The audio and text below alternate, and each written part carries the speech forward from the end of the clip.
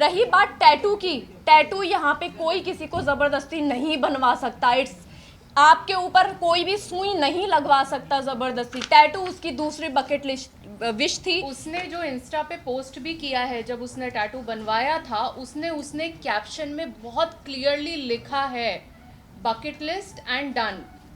Exactly मैं उसके लिए वो थी जो उसकी बकेट लिस्ट क्लियर करवा रही थी, क्योंकि वो आप ही से सब कुछ शेयर करती थी, वो अम्मा से सब कुछ शेयर करती थी। बात रही आप ही और अम्मा की, हमें यहाँ पे शिजान के या शफक के जितने भी जानने वाले हैं, दोस्त हैं, वो इनके कॉन्टेक्स्ट में हमें आपी और अम्मा बोलते हैं। हम हैं आपी और अम्मा। हम जब सपोज मैं किसी और अदर कास्ट के फ्रेंड के घर पे जा रही हूँ, माय फ्रेंड इज हिंदू, और मैं उसकी मासी से मिलती हूँ, मैं उनको ऑटोमेटिकली मासी ही बोलेंगे। It is very obvious. आप लोगों के भी फ्रेंड्स होंगे, आप लोग उनके पेरेंट्स को या भाई बहनों को मम्मी पापा भैया भाभी यही करके बोलते होंगे ना।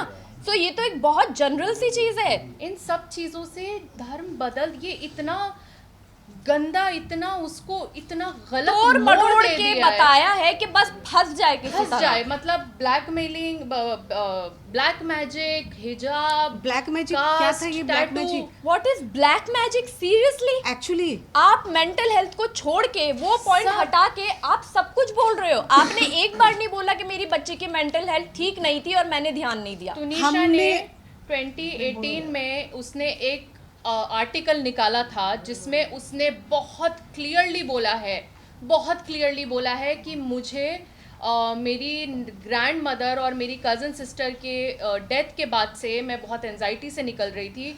मैं सेट पे जाती थी तो मुझे ज़ॉम्बी फील होता था।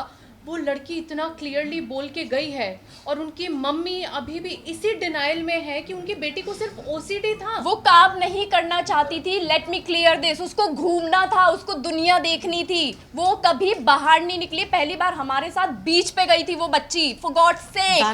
दाना पानी और वो बहुत खुश थी, वो बहुत खुश थी। उसने पहली बार बाहर की जिंदगी देखी और थी। मैं एक बात बोलूं, हमें बहुत फक्र है कि हमने 5 महीने उसको बहुत खुशी दी है।